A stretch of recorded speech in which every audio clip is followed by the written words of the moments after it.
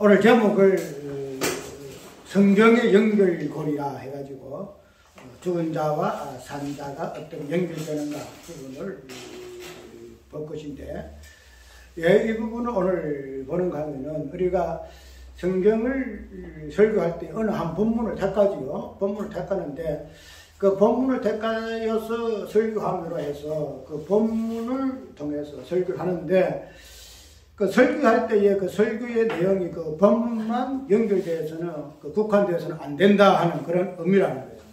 우리가 설교를 자주 하는데 그 설교를 하려면은 그런 부분은 우리가 전체적인 성경의 안목을 꿰뚫고 있어야 어느 한 본문을 본다 하더라도 그 본문 자체가 성경 전체의 내용과 같이 연결되어서 우리에게 이해되기 때문에 그런 부분을 우리가 성경 한 본문을 가지고 성경 전체를 이야기하려면은 우리가 어떻게 본문 가지고 성경 전체 다 이야기 못 하잖아요. 근데 그 성경 전체가 말하고자 하는 그 핵심적인 부분은 우리가 어느 한 본문을 택해서 이야기할 수 있다는 거죠. 아까 우리가 부활절을 지나였고 이제 부활절을 지나면서 우리가 자연히 부활의 개념이 넘어가잖아요.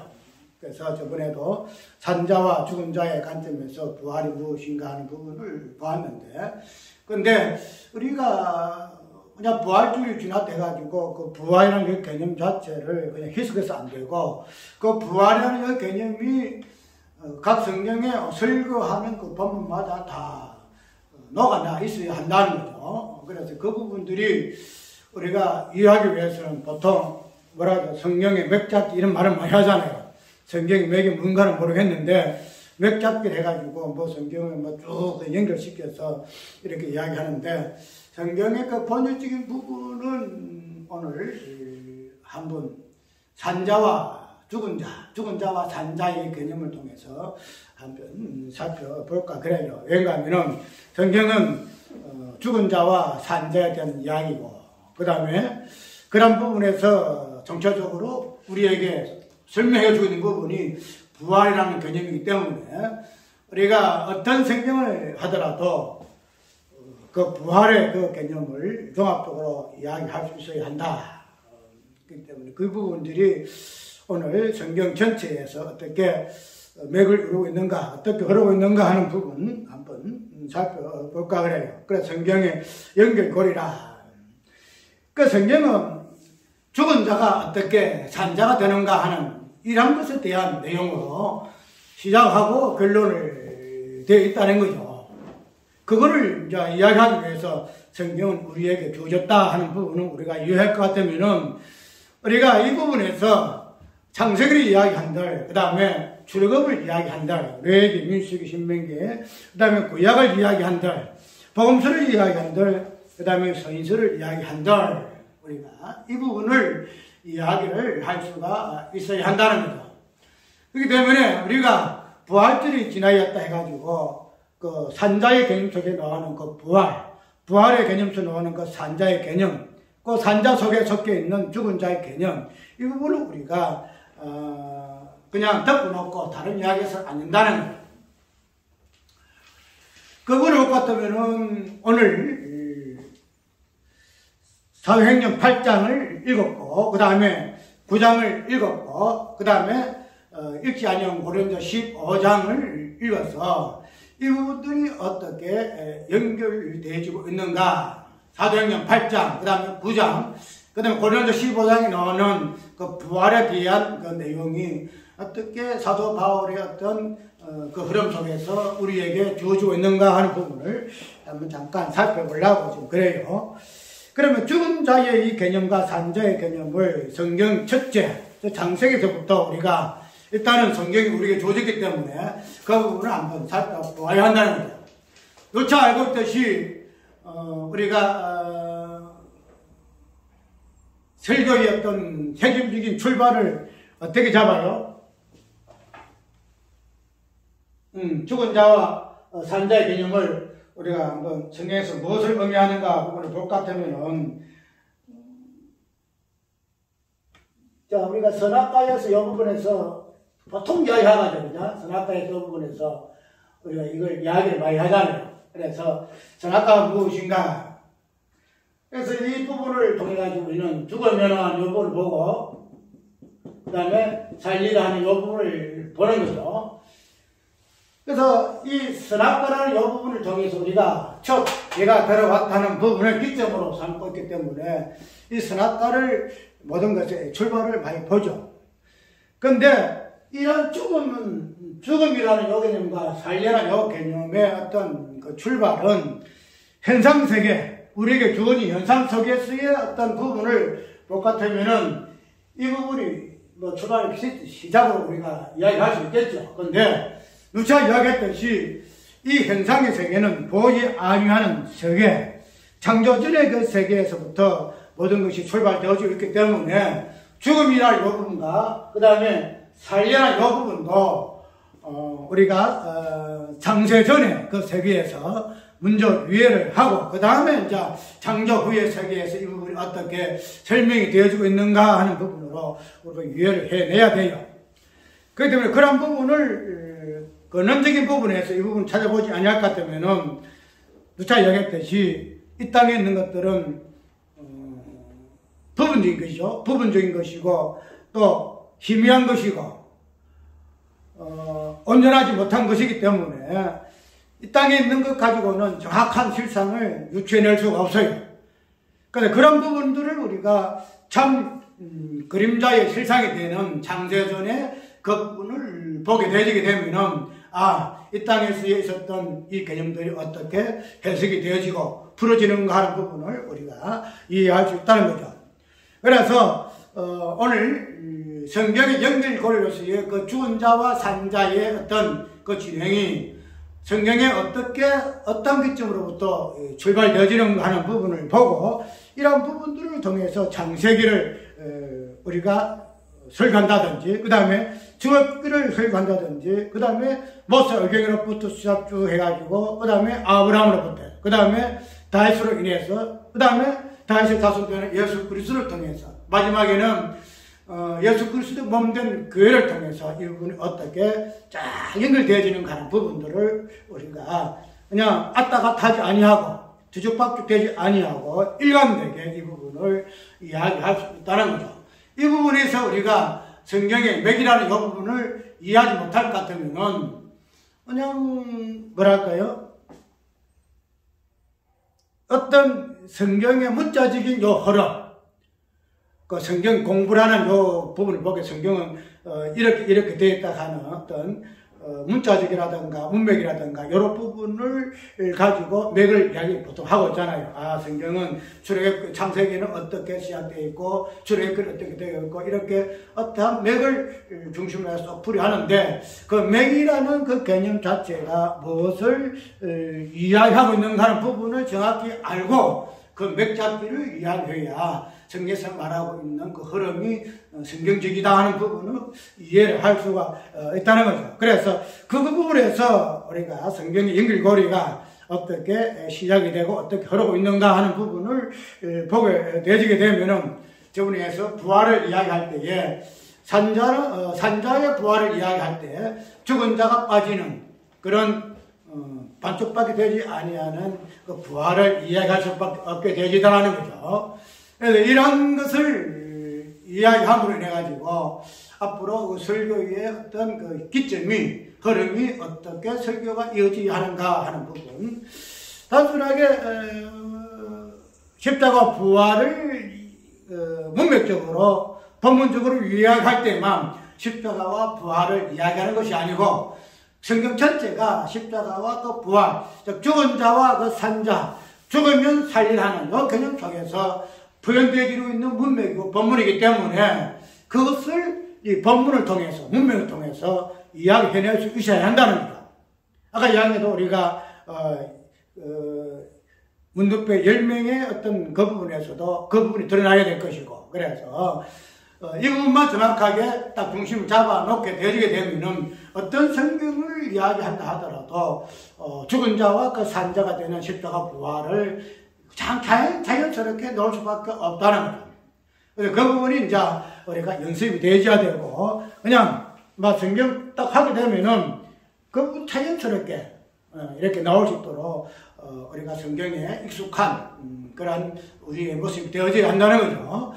그러면 우리가 일단 창조 후의 세계에서 이 부분이 어떻게 계시가 되어지고 있는가 하는 부분을 보게 되면은 일단 에덴 동산에서 아담과 하와를 지어 놓으시고 그 다음에 선악과의 개념을 주었죠. 선악과의 개념을 주었는데 이 선악과 개념을 주어지기 전에 우리가 일단은 선악과가 보다 우선한 존재가 뭐예요? 아담과 하와죠. 아담과 하와. 그래서 이 아담과 하와라는 이 부분에서 분명히 우리는 하나님이 아담을 만드시고 남자를 만드시고 여자를 만드시고 그 다음에 그 둘을 연합해서 한 몸 되게 하시고 우리 마지막에서는 교회론에서 어떻게 예수와 그리스도 교회가 몸된 교회가 어떻게 연합 한 몸 되어지는가 부분을 이렇게 보여주는 것으로 이야기하고 있지만은 그런 것들이 단순하게 뭐 예수님과 교회가 하나 되어지고 교회론적 부분에서 그 부분을 모르게 보여주는 것으로만 이야기하지 말고 예를 들어 죽음이나 죽은 자와 산 자의 개념 그 자체가 어떻게 연결이 되어지고 있는가 부분을 볼 것 같으면은 아담과 하와라는 이 존재도 그런 존재로서 연결되어 있다는 거다. 자, 아담과 하와는 죽은 자와 산 자가 어떠한 존재인가 하는 부분으로 연결되어 있다는 거다. 단순히 아담과 하와가 아니고 아담과 하와가 어떻게 죽은 자요 어떻게 산 자가 되어주어서 죽은 자가 산 자로서의 하나가 되어지고 있는가 하는 부분을 우리에게 보여주는 것이 아담과 하와의 어떤 존재의 목적이라는 거죠. 그 때문에 우리가 이러한 것들을 그냥 죽으면 산다 하는 이 맹제를 우리가 그냥 무시하고 본문에 의해서 아담과 하와를 하나님 만들어지고 그냥 돕는 백필이 없으니 하나님이 하와를 만들었다 이렇게 이야기해. 아까 이야기가 교회로까지 끌고 나가는 그걸 이야기하고 있지만은 그런 큰 명제가 뭔가 하면은 죽으면 살리라는 이 부분에서 우리가 정립할 것 같으면은 이 아담과 하와라는 이 존재가 죽으면 살리라는 죽은 자와 산 자의 개념이 어떻게 드러나고 있는가 하는 부분으로 보여주는 그러한 첫사람 아담의 존재가 됐다는 사실을 우리가 먼저 이해를 해야 한다는 겁니다. 자, 우리가 죽음과 그 다음에 산자의 개념 자체가 아담과 하와의 어떤 존재 속에서 보여주는 개념이다 이런 거죠. 자, 아담의 존재가 있을 때에 아담은 죽음이라는 것을 몰랐죠. 왜? 그때는 죄가 없기 때문에 어떡하지? 죄가 없기 때문에 죽음이라는 것을 몰랐죠. 그런데 덤덤 베풀려 주어지니 아담, 하와가 들어옴으로 인해서 어떻게 되어지요? 아담 자체가 죽은 존재가 되어지는 거죠. 왜? 하와가 선악과 따먹고 죽었죠. 동일하게 아담도 동일하게 선악과 따먹은 존재가 되어지면 해가지고 죽으리라 하는 존재가 되어졌다는 거죠. 그 때문에 아담이라는 이 존재가 하와라는 이 여자를 통해서 어떻게 되죠? 죽은 자가 되어지는 거예요. 그 다음에 이 하와의 이름을 우리는 어떻게 성경 풀이하고 있죠? 하와의 이름의 의미가 뭐예요? 하와 이름이 뭔가 하면 산자의 의미예요. 산자의 의미.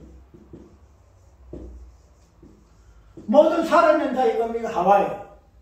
그러니까 하와가 아담의 배필이 된 이유가 뭔가 하면은 돕는 배필이거든요. 돕는 것은 그냥 남편이 하는 일을 그냥 도와주고 이렇게 하는 것이 아니고 아담의 하는 역할은 뭔가 하면은 뭐예요? 하나님의 그 생명의 어떤 그 부분을 계속 연결지는 그러한 존재가 아담이에요. 왜냐하면 아담은 둘째 마지막 아담의 예포질 부분이기 때문에 그런 부분을 하기 위해서는 결코 뭐가 돼요? 아담 자체가 하와를 통해서 죽은 자가 되어져야 돼요. 죽은 자가. 살아있는 자가 죽은 자가 되어지는 것이 이 하와의 역할이에요. 이 돕는 하와의 여자의 돕는 배필이에요. 그렇기 때문에 이런 부분을 통해 가지고 이제 아담과 하와가 산 자가 어떤 자냐, 죽은 자가 어떤 자냐 이 부분에서 하나 되는 그 죽은 자와 산 자가 하나의 개념으로 아담과 하와로서 보여주고 있다 하는 부분을 다 보고 있고, 그 다음에 우리가 또 아직 선악과의 개인도 마찬가지예요. 선악과 개인 자체가 그냥 하나님께서 동산에 그냥 두고 바라보아라, 까먹으면 죽는다 하는 이런 부분에서 선악과 아니잖아요. 선악과 자체가 선과 악이 있는 존재, 선이 있고 악이 있고, 그래서 선만 있으면 죽지 않겠는데 뭐가 있어요? 악이 함께 있다는 거죠. 그러면서 죽음과 삶이 같이 어떤 가시리 나무로 존재하는 것이 선악과예요. 이 선악과가 어떤 인간적인 절전에서는 아담과 하와의 부분으로 보이거든요. 그래서 아담과 하와가 선악과를 따물 수밖에 없어요. 왜? 선악과에 죽으면 살려 하는 이 존재의 어떤 본질을 안고 있는 존재가 아담과 하와이기 때문에 그 자연히 아담과 하와 선악과 따물 수밖에 없다는 거죠. 그래서 이 부분을 가지고 하나님 그럼 선악과를 놔놓고 말이지 하나님이 선악과 따옴을 인해서 죄를 짓게 했느냐 우리가 그 부분을 많이 이야기하잖아요. 이야기할 때 그 성경이 몰라서 하는 소리예요. 아까 이야기대로 이 선악이라는 요 부분, 죽음이라는 요 부분, 그럼 살다는 요 부분은 선악과를 통해서 노는 거 아니잖아요. 아까 이야기한 창세 전에서부터 이 부분이 있다는 거죠. 죽음과 삶과 저번에 이야기했듯이. 그렇기 때문에 선악과를 통해서 하나님이 죄가 들어오고 그런 죄로 인해서 아담과 하와가 죽었으니 하나님은 그러면 죄를 짓게 하고 하나님이 무책임하지 않느냐 하는 그 자체가 어떤 행위론적인 부분에서 죄가 뭔지도 모르고 사는 것이 뭔지도 모르기 때문에 그런 소리 나온다는 거예요. 아까 이야기했더라. 나 잠깐 저번에 얘기했죠. 죄는 뭔가, 죄는 뭐라? 죄는 아들 되는 게 죄다 그랬죠. 아들 되는 게 죄다. 아들 대비 죄다.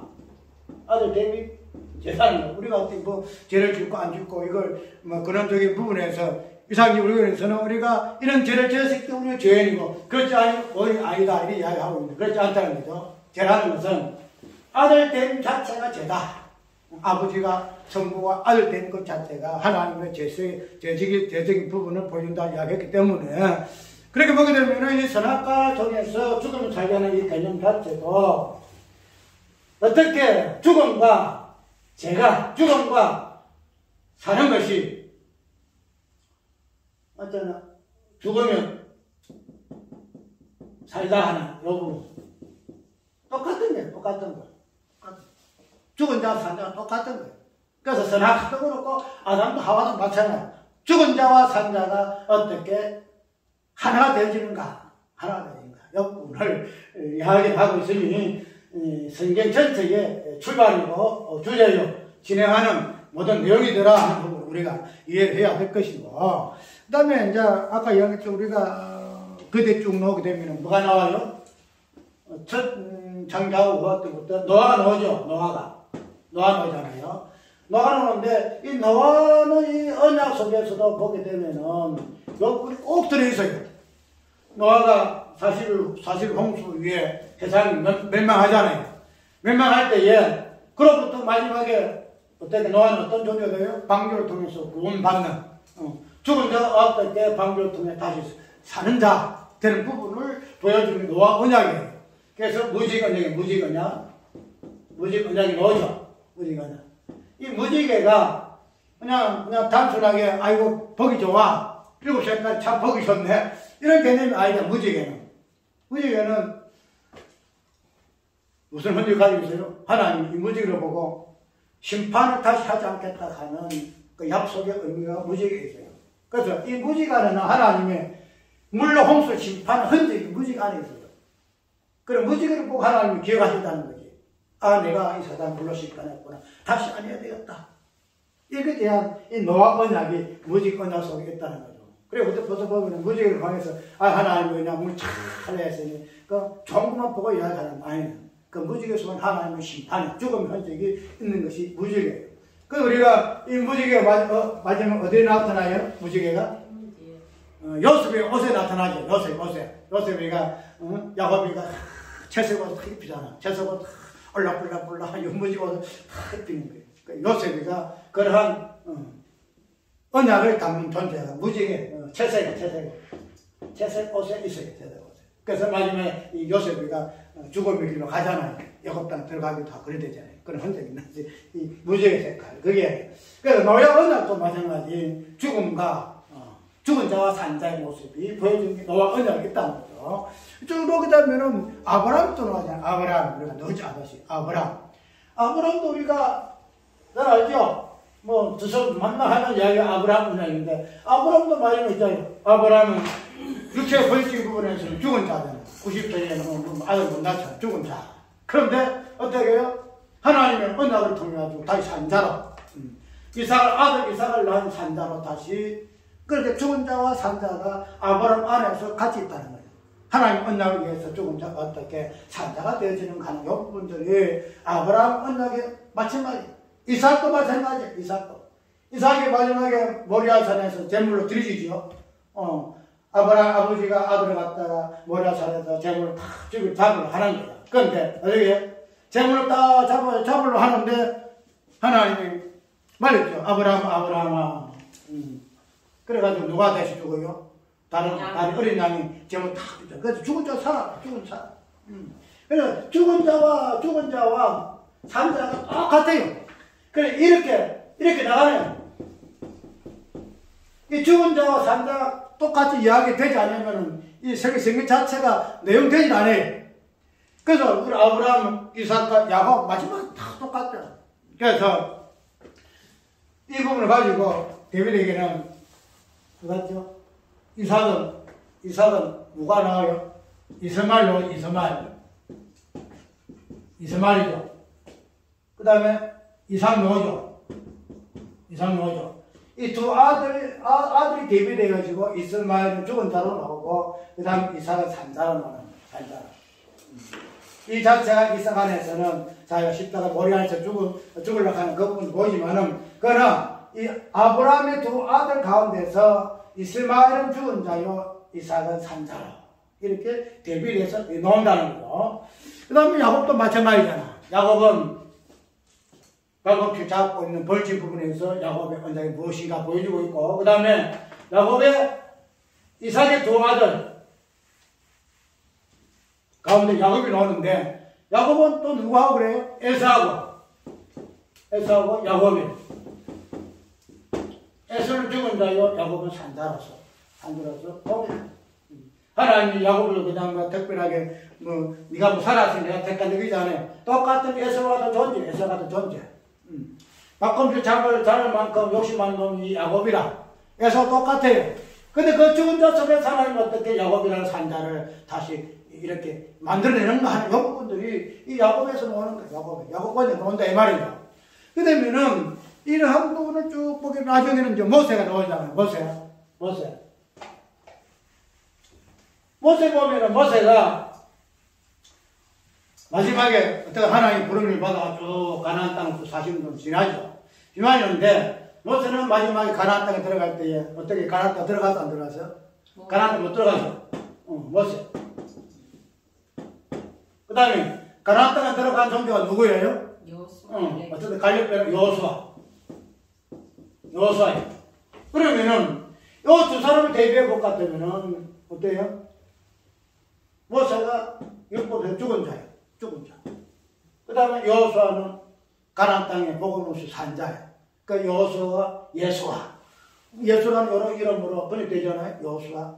그러니까 이러한 모세의 죽은 자와 여호수아 어떻게 산 자로 하나가 되지는가. 그 율법과 복음이 어떻게 하나가 되지는가. 이 부분들이 성경에서 구약에서의 모습. 그 다음에 또 모르는 것이 다윗이 나오잖아.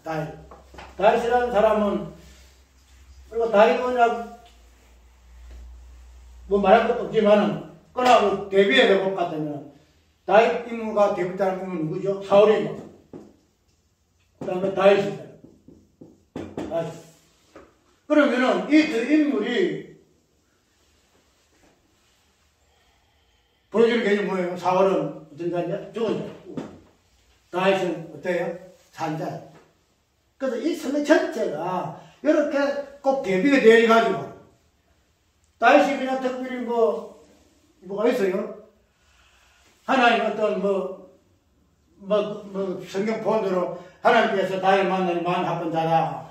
이렇게 해서 하나님께서 이렇게 해서 사하신 다윗의 마음이가 하나님 앞에 마음 될 만큼 착하기 때문에 하나님께 다윗을 뭐 했다? 택했다. 이렇게 이야기해요. 알잖아. 다윗 똑같은 아니고. 뒤에 보면은 우리 아내를 뺏기도 하고 별짓 다 하잖아. 살인한 자요, 가난한 자요, 그분들은 있는 사람이 다윗이라. 똑같이 죽은 자. 그런데 이 사울의 죽은 자 가운데서 어떻게 하나님이 다윗을 찬자로 다시 부르시는가. 그래서 똑같은. 그래서 이제 이런 구약의 어떤 부분을 보게 되어지게 특별히 우리가 이스라엘 나라 가운데서 복았다면 이스라엘, 그 다음에 이방 똑같아요. 이방인은 어떻게 죽은 자, 그 다음 이스라엘의 산자. 그래서 성경을 이렇게 대비적으로 죽은 자와 산자 어떻게 다양한 인물을 통해서, 사건을 통해서, 어떤 역사를 통해서, 환경을 통해서 이 부분들이 설명되어지고 있는가 하는 부분을 우리가 한번 살펴보아주는 거예요. 그 다음에 우리가 죽은 자와 산자의 동일된 이 부분에서 아브라함과 다윗은 예수 그리스도, 예수를 이 부분은 없어요. 근데 이 예수님은 다른 데는 전부 다 인물 대 인물이에요. 아까 사울과 다윗, 에서와 야곱, 이렇게 서로 이렇게 또 이렇게 죽은 자와 산자가 딱 각기 나누어져 가지고 무슨 대비가 돼요, 서로가. 그런데 예수라는 인물 안에는 이 부분이 통일되어 버려요. 예수 안에는 누가 대비돼서 죽은 자 있고 예수 따로 있는 거 아니잖아. 예수 안에 그냥 모든 것이 죽은 자와 산자가 연합되어진 부분으로서 예수 그리스도. 그 예수가 그냥 죽은 자만 되는 건 아니고 산자만 되는 것이 아니고 산자와 죽은 자가 어떻게 하나의 개념으로 실존적인 부분을 예수 그리스도로 보여주고 있다는 것이 예수 그리스도의 모습이다 이 말이죠. 그 다음에 오늘 본문 속에서의 한번 봅시다. 8장 1절에서 어떻게 이 부분을 이야기하고 있죠? 사울이 그의 죽임 당함을 마땅히 여기더라. 이리 이야기하고 있죠. 죽임 당함을 마땅히 여기더라. 그래서 7장 보면 서대반이 이제 죽음을 당하는 이 모습을 보는데, 근데 이 부분을 끝을 그냥 죽음을 마땅히 여기더라 하지 아니하고 8장에 넘어가지고 사울이 그 죽음을 마땅히 여기더라. 이렇게 이야기를 지금 하고 있는데, 그 다음에 8장에서는 이제 서대반의 죽음을 이야기하고 있고, 그 다음에 9장에서는 어떻게 나요? 사울이가 어떻게 산자의 모습으로 이렇게 다시 부활하는가 하는 부분으로 보여주고 있다는 거죠. 그렇게 되면은, 우리가 아까, 이 8장 1절에서부터 서대반의 그 죽음을 이야기하고 있고, 그 다음에 9장에서부터 사울이가 어떻게 예수님을 만나는가 하는 부활의 사건으로 이렇게 설명이 되어지고 있는데, 이런 사도행전에서의 어떤 연결점도 죽은 자와 산자가 연결돼요. 즉 서대반과 사울이가 어떻게 죽은 자와 산자로 연결되어지는가 하는 부분으로 이야기하고 있다. 그다음 8장, 8장까지는 뭐예요? 죽은 자의 어떤 그 이스라엘의 죽은 자의 서대반의 어떤 사역, 그로 인해서 그 빌립의 인물이 어떻게 마지막까지 사역하는 모습으로 정리를 하고 있고, 그 다음에 산자로서 9장에서는 사울이가 어떻게 부활하신 예수를 만나서 이렇게 사역하는가 부분이 연결되어지는 것이 사도행전 8장과 9장의 모습이다라는 사실을 보고 있다는 거죠. 그러니까 마지막에 지금 우리 교회론적으로 보여지는 이 사도행전에서부터 뭐예요? 죽은 자와 산자가 연결되어 있다는 거예요. 그냥 죽은 자 끝난 것이 아니고, 산자도 있는 것이 아니고, 산자와 죽은 자, 서대반과 사울이 어떻게 한 장으로 결정을 해가지고, 8장에서부터 9장에서부터까지 연결되어 있어가지고, 죽은 자와 산자가 어떻게 연결되어지고, 이것이 진행되어지고 있는가 하는 부분이 사도행전 8장에서부터 9장까지의 어떤 의미적인 부분으로 우리가 먼저 이해를 해야 한다는 거죠. 그 다음에 이런 사도행전에서 부분들이 마지막에는 어떻게 되지요? 고린도전서 15장에서부터 보게 되게 되면은 사도 바울이가 이 사도행전에서 자기가 부활하신 예수 그리스도를 만났을 때에 이 모습과 연결되지죠. 그래서 사도행 9장에 고린도 15장에서 내가 어떻게 했다? 내가 뭐까지 목했는데 하나님께서 망사까지 못한 나에게 보이셨도다.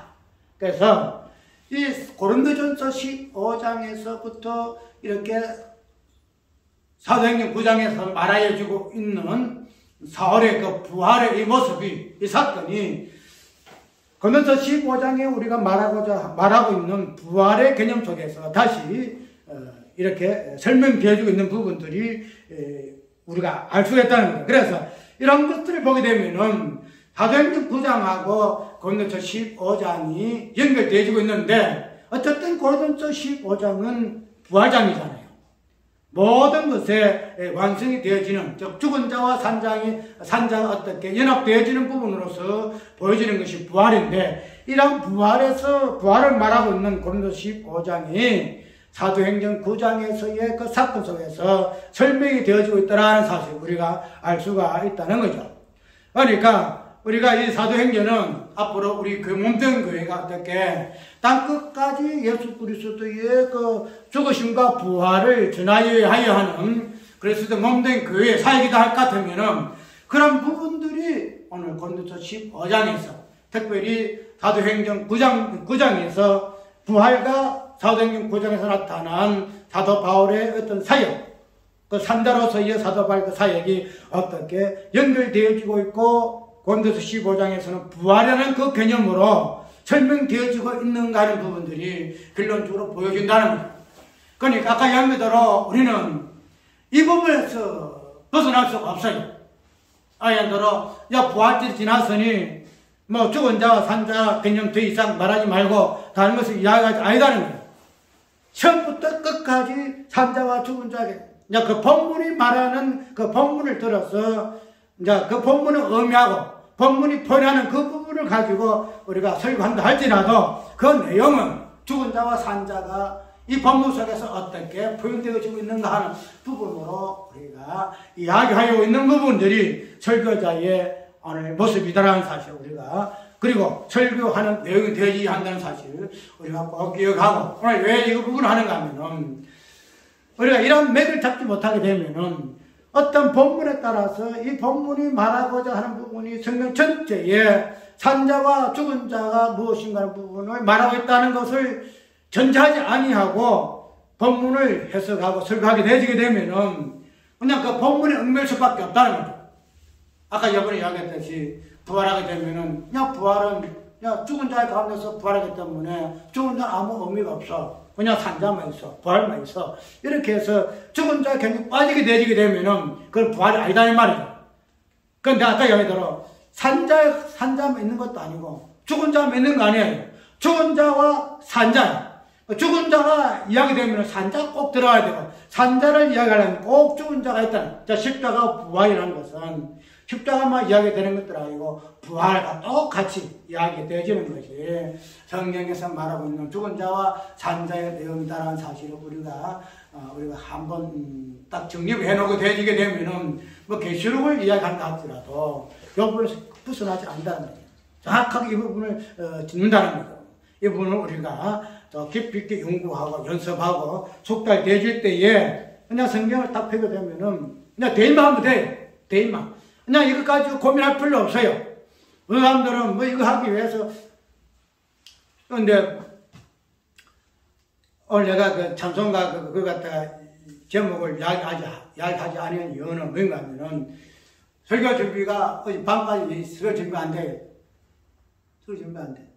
근데 이딴 부분을 건너줘서 성경 사도행전 8장을 한번 또 읽어보고 부활의 이 개념을 쭉 보게 되어지니까 8장에서의 그 내용하고 또 다음에 사도 바울의 9장에서 인격적인 부분은 사도행전 8장에서는 스데반의 그 죽음과 그 다음에 사도행전 9장에서는 사울의 그 부활한 사울에서 바울로 부활한 사도 바울의 산자의 모습이 사도행전이 나타난다. 사도행전. 그 사도행전이 나타나게 되면 사도행전이 이 부분이 또 고린도서 15장에 나타난다는 거야. 그러니까 뭐 성경 전체가 산자와 죽은 자의 개념이 들어오는 것으로 보여지기 때문에 그냥 이 부분이 그냥 우리가 이해되게 되면은 설교 옳은 게 없어요. 그냥 본문 속에서 이 부분들이 녹아나서 이 본문을 통해서 포인트가 있기 때문에 우리는 이 부분에서 설교의 어떠한 뭐랄까 어떤 부분으로 설교해야 할 것, 성경을 도와야 할 것인가 하는 이 부분은 참 중요해. 이 부분이 빨리 깨지 아니하면은 성경 왔다 갔다 하고 설교는 왔다 갔다 하고 뭐 어렵기도 하고 그래요. 그런데 우리가 성경은 무엇인가 하는 부분, 죽으면 살게 하는 이 부분이 단순하게 그냥 그 부분 아니고 성경 전체의 흐름이다. 시작이요 마지막이다 하는 부분을 꼭 머릿속에 두고 본문을 읽고 본문을 해석하게 되게 되면은 설교도 자연스럽게 여러분 설교로 나갈 수가 없고 오직 십자가 부활밖에 설교할 것이 없게 되지는 하는 부분 우리가 이해할 수 있게 되진다는 사실 꼭 기억이 바랍니다. 찬송가